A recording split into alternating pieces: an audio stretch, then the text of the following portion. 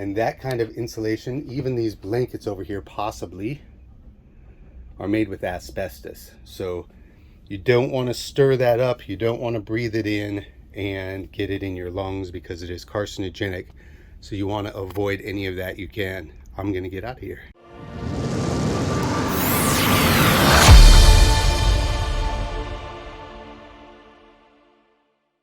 All right, so what are we doing here? Well, I started creating these training programs for my employees as I grow my company from $0 to $100,000 a year. I decided I may as well share the knowledge with you as well here for free. If you want to skip ahead of the line, I would invite you to take the best real estate photography business course I've ever seen. It's called Real Estate Photography Pro. It was created by Eli Jones. He's years ahead of me in his business, and he has put together the most complete business course and community. You can find a link for more information on the course in the video description. And if you join, I'll see you in the private Facebook group. Of course, if you're not in a hurry and you want to keep learning for free, just tap that, I think it's on this side. Just tap that subscribe button and keep watching here. Now let's get back into the edit. Hey, so we're here to do a photo shoot today, and I just wanted to give you a quick walkthrough of what a photo shoot looks like. I'd like to do the entire house, give you a walk around, show you the settings that we're using, things like that, and then we'll go through a complete edit for the images for the home. So we're here in the kitchen, and I just started the video here only because it's the best light in the house. If we move into the living room here, you'll see that there's basically no lights in the living room. We'll open those blinds and get as much light in here as we can. But this is kind of like a carpeted dining room, dual living room situation. And there are no lights in either of these rooms. Now, not every house that we shoot is $1 million home. In fact, most of them aren't. And this is what we call our bread and butter homes. All we have to do today is 25 still images, no video, no drone or anything like that. And it's $150. We can usually knock this out in about 20 minutes, just depending on how much preparation there is when we get to the home. This home's completely vacant, and so there's no furniture or anything to move around, and there's no tenants to work around, which is, you know, a blessing. It makes it a lot easier to get the job done quickly.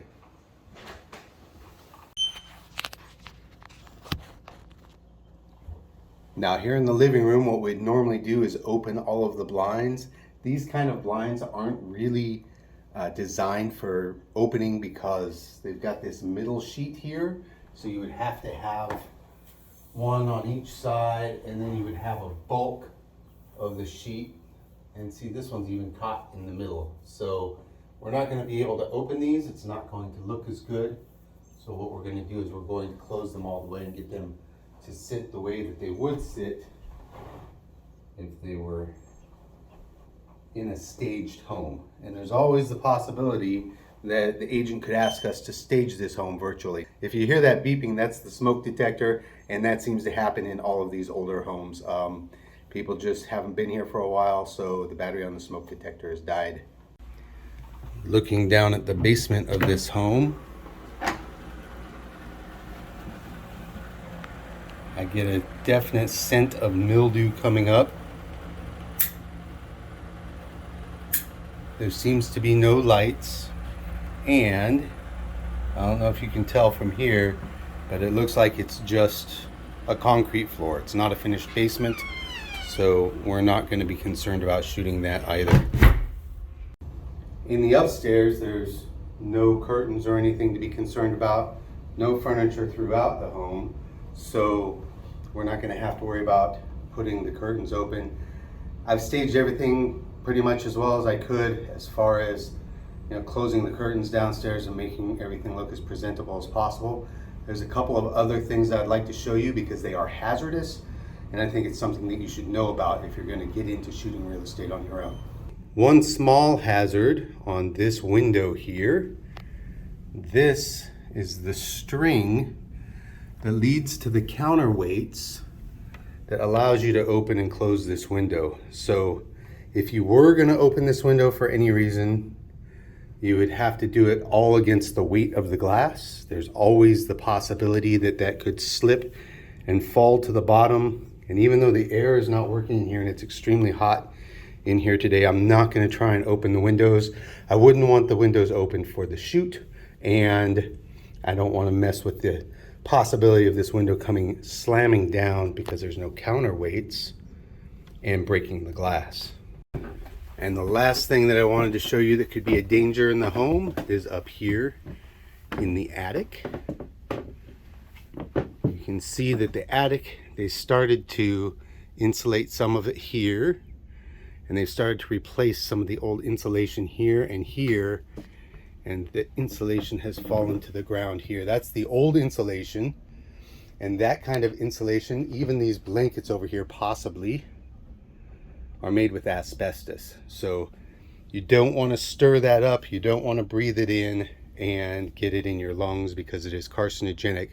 So you want to avoid any of that you can. I'm going to get out of here.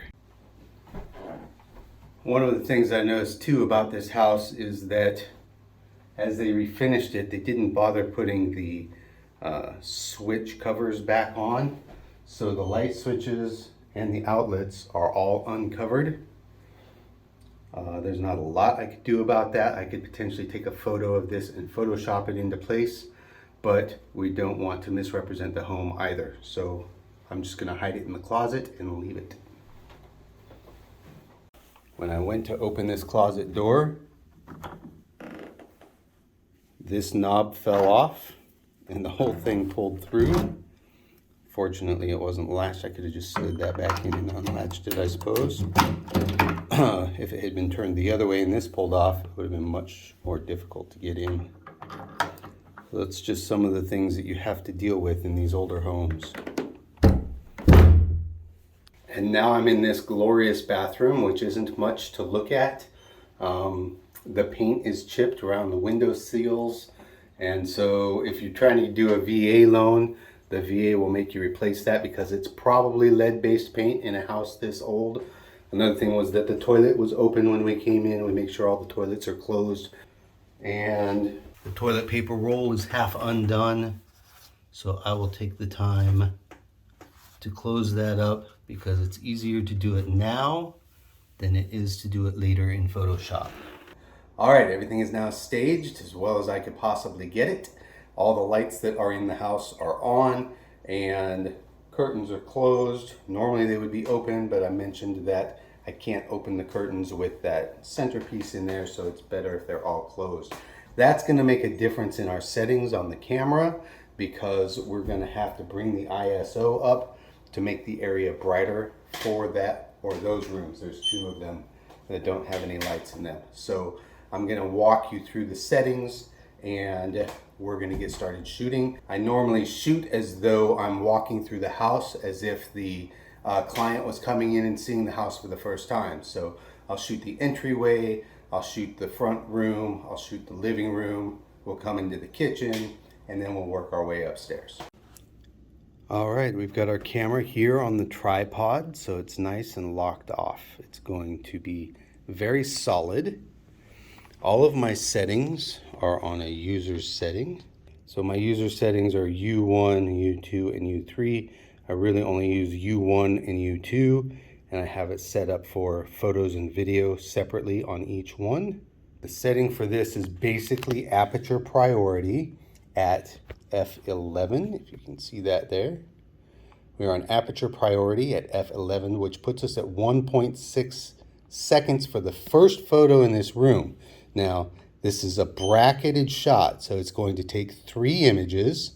It's going to be the proper exposure, which is at 1.6 seconds, and then it's going to do 2 stops below and 2 stops above. So the 2 stops above will probably take us to around 8 seconds, which is a little bit too long. So I'm going to hit my ISO button, which is right here, and I'm going to make this 2 stops brighter. That's 1, 2, 3, 4, 5, 6 turns of the wheel. That changes our shutter speed to 2.5 thousandths of a second, and that's going to work out much better. Now, if you look at the back of the camera here, you'll see that the horizon line is off very far, and we want to line that up. So we've got these gears on the tripod head. We can turn them until that line becomes green. And if we move this up too far, so you can see there's a little yellow line telling us that our angle is too high. Turn this wheel to bring that down until the line is nice and flat and green all the way across. Another thing that I look at when I'm doing this, because the camera is not always perfect or the walls are not always vertical, so I'll look at the vertical edges on the edges of my camera. If I turn this and that wall seems relatively straight in the shot, then that's pretty good. It means that the camera is vertically aligned with the room. Now I want to shoot the length of this room. I'm going to tuck myself back into the corner as far as I possibly can. And the last setting that I want to set up is the timer. So I hit this little button that says I. This is on single shot right now. For some reason, the Nikon cameras won't let you stay on timer. So I'll set it to 2 seconds, self timer, hit OK. There we go. And find something around the middle of the room to focus on. If you focus directly on the windows, you might notice that the picture gets much darker. I don't want to do that. I want it to be properly exposed. So I want to find something that's down off the window, but about the center of the room. One thing I found that can almost always be focused on, which is not in view right now, is outlets, because it has enough contrast that it allows the camera to focus. I'm going to half press to make sure it's in focus. That's here. Half press this. It allows the camera to focus. And then push it down all the way and let go and clear my hand away completely. Let the camera do its thing.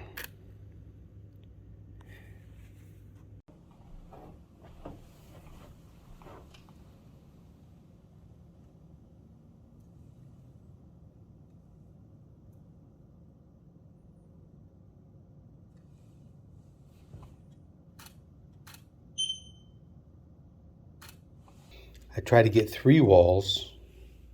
1, 2, 3.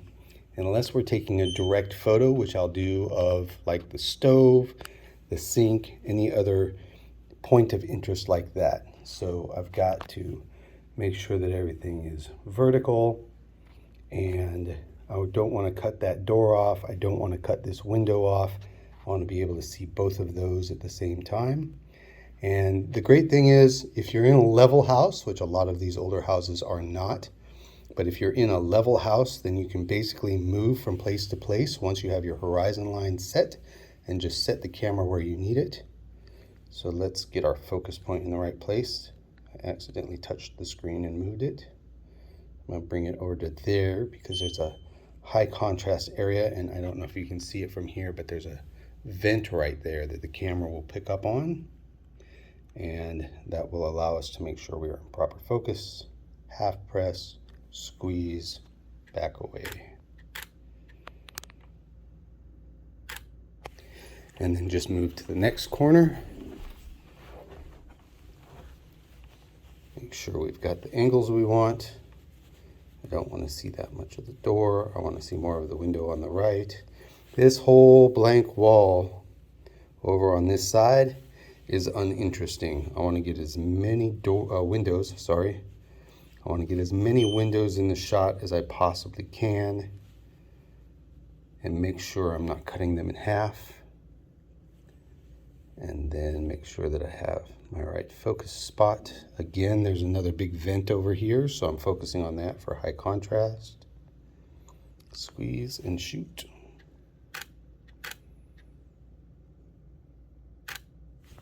All right, we'll move on to the living room and do the same thing. Now, in a house that's as plain as this one, it's hard to find items of interest to shoot. That's why I always like to include windows if possible. In this case, I'm going to make sure to capture all of this staircase and this door leading into the kitchen, and that's going to make the photo look more interesting than if I just shot a blank wall. You can see I'm really tucked into the corner here. You can see my feet and my belly down there. Pull away, let it shoot. All right, and we captured that. So now I'm gonna move over to this side, and this arched doorway is kind of nice, and this whole staircase. So I wanna make sure I get all of that in the shot. And you can see here, this is one of the least interesting shots. It's the more difficult. I've got a window and a doorway, but we can't see this stairwell anymore. And there's another window on this side, but it's way behind us. If I get all the way back to where I can see that, then I'm gonna lose the doorway on this side. I'd rather see that doorway and get my 3 walls in the shot than have both those windows. At least all of the information coming from the other living room area, dining, whatever, family room, whatever that's supposed to be, is going to be more interesting than just another window. So I'll squeeze that off.